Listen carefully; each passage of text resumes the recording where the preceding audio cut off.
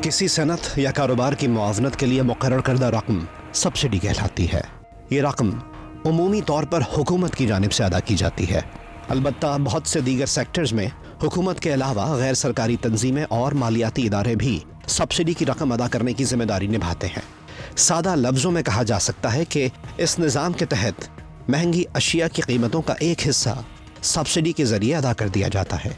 लेकिन अहम सवाल ये है कि सब्सिडी देने या सब्सिडी ख़त्म करने का फ़ैसला किन मुआशी तकाज़ों के तहत किया जा सकता है।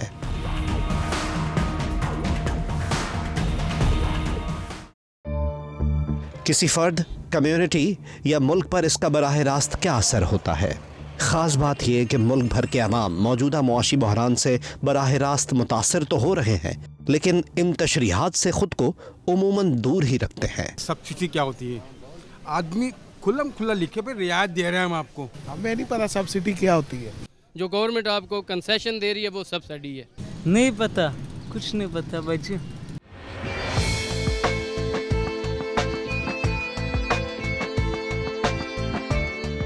उसका एक मकसद ये होता है कि एक आम आदमी को रिलीफ मिले या एक आम आदमी को इम्पैक्ट कम हो उसकी कीमत का। सब्सिडी एक तरह से इंसेंटिव होता है, बेनिफिट होता है, या एक तरह से हुकूमत जो है एक रिलीफ दे रही होती है। कभी कभी कीमतें ज़्यादा होने के बावजूद भी उन्हें सस्ते दामों इसलिए बेचा जाता है कि हमारी जो गरीब आवाम है उसे वो अफोर्ड नहीं कर सकती, तो उसे सस्ते दामों बेचा जाता है।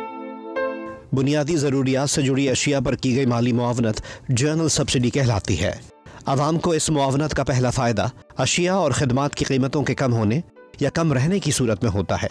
जनरल सब्सिडी का बराह रास्त फ़ायदा दरमियाने, निचले दरमियाने और गरीब तबके को होता है।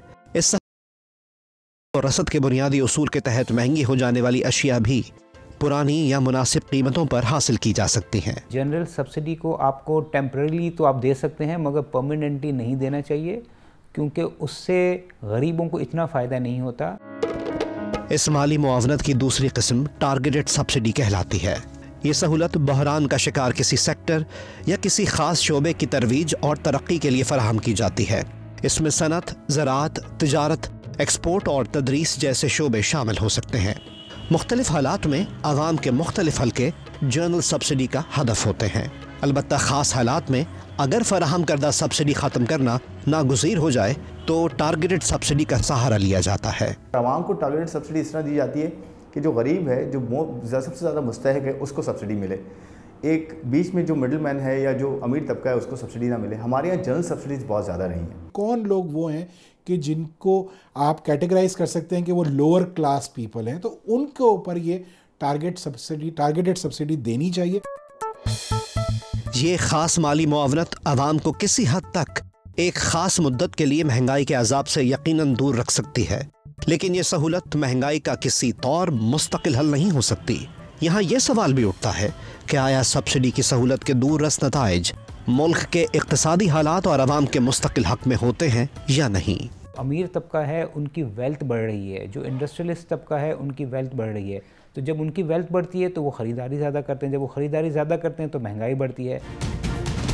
ये नुक्ता भी अहम है कि किसी बरसर इक़्तिदार सियासी जमात का इस सहूलत को अपनी मकबूलियत कायम रखने या बढ़ाने के लिए इस्तेमाल करना मुल्क और आवाम के लिए क्या माने रखता है, और ये भी कि ये सूरत हाल महंगाई और मुआशी बहरान के असल असबाब को आवाम से छुपाने में क्या किरदार अदा कर सकती है। जितनी भी जो है हुकूमतें आई हैं, खासकर जो पॉलिटिकली मोटिवेटेड बहुत ज़्यादा हुकूमतें होती हैं, पूरी दुनिया में ऐसा होता है, वो ज़्यादा सब्सिडीज़ देती हैं और ख़ासकर इमर्जिंग मार्केट्स में ऐसा होता है।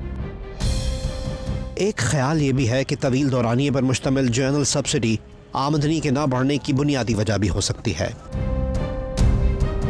मुआशरे के मुख्तलिफ हलकों और शोबों के लिए सब्सिडी मुकर्रर करने का ताल्लुक सरकारी ख़जाने के हजम और कौमी बचत पर भी बड़ी हद तक मुनहसर है। ज़वाल का शिकार होने वाली किसी मईशत के लिए इस किस्म की मुआवनत के फ़ैसले करना आसान नहीं। मज़ीद ये कि सब्सिडी मुकर्रर करने से लेकर रकूम की अदायगी तक का अमल साफ और शफाफ होना इंतहाई अहम है। पाकिस्तान जैसे मुल्क में जहाँ पे पिछले 4-5 साल से हम औसतन हर साल का 8% का फिस्कल डेफिसिट कर रहे हैं, इसका मतलब है हुकूमत के ख़र्चे बहुत ज़्यादा हैं और रेवेन्यू कम है। इस माहौल में सब्सिडी देना तो और ज़्यादा कंट्रोवर्शियल हो जाता है। और सब्सिडी अगर कर्ज़ों से पूरी होती है तो कल को कर्ज़े बढ़ जाते हैं, कर्ज़ों के ऊपर सूद बढ़ता है। फिर गवर्नमेंट क्या करती है? गवर्नमेंट्स ये करती हैं कि उन कर्ज़ों के सूद को अदा करने के लिए टैक्सेस लगाती हैं नए। इस वक्त पाकिस्तान की मुआशी सूरत हाल मुल्क के 98% अवाम के लिए शदीद माली मसाइल का सबब है। तजारती, सनती और ज़राई शोबों को दी गई सब्सिडीज़ ख़त्म कर दी गई हैं और इस सूरत हाल के सबब अवाम के लिए पेट्रोल, बिजली, गैस, अनाज और दीगर अशिया ज़रूरत खुर्दनोश रोज़ बरोज़ महंगी होती जा रही हैं।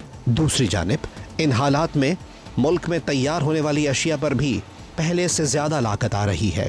यूँ फैक्ट्री मालिकान के खराजात में इजाफों का बोझ बराह रास्त गरीब अवाम की ही जेब पर डाल दिया गया है। आज जिस क्राइसिस से गुजर रहे हैं उसमें बहुत बड़ा हिस्सा ये ब्लैंकेट सब्सिडी का भी है, क्योंकि वो यकीनन, जैसे मैं आपको पेट्रोल की एग्जांपल दूं, कि गरीब और अमीर एक ही प्राइस पे कर रहा है। वफाकी इदारा शुमारियात की रिपोर्ट के मुताबिक इस बहरान में सबसे ज़्यादा इजाफा ट्रांसपोर्ट के किरायों, तंबाकू, जल्द ख़राब होने वाली ग़िज़ाई अशिया, अद्वियात, कपड़ों, प्याज, अंडे, चावल, दाल, आटे, खुर्दनी तेल, ताज़ा फलों, दूध और गोश्त की कीमतों के अलावा रेस्टोरेंट्स, होटल्स और यूटिलिटी बिल्स में हुआ है।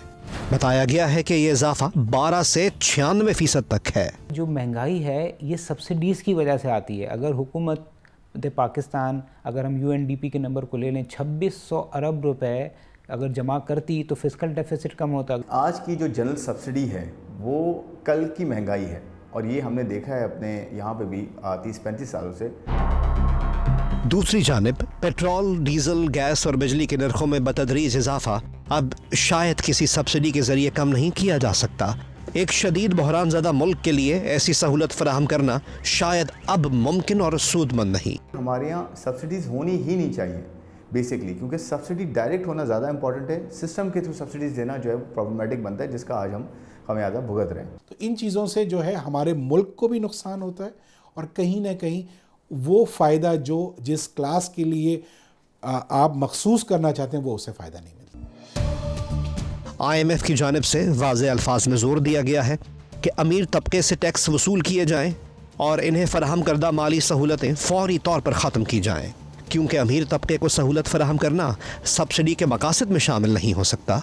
जो लैंडिंग एजेंसीज़ हैं, चाहे वो IMF है या चाहे वो एशियन डेवलपमेंट बैंक है या जो भी लेंडर है, वो यही कहता है कि आप हमसे बोरो करते हैं और अपने ख़र्चे कंट्रोल नहीं करते। तो ऐसे माहौल में जो सब्सिडी है वो पाकिस्तान जैसे मुल्क के लिए बड़ी इम्पॉर्टेंट और कंट्रोवर्शियल होती है।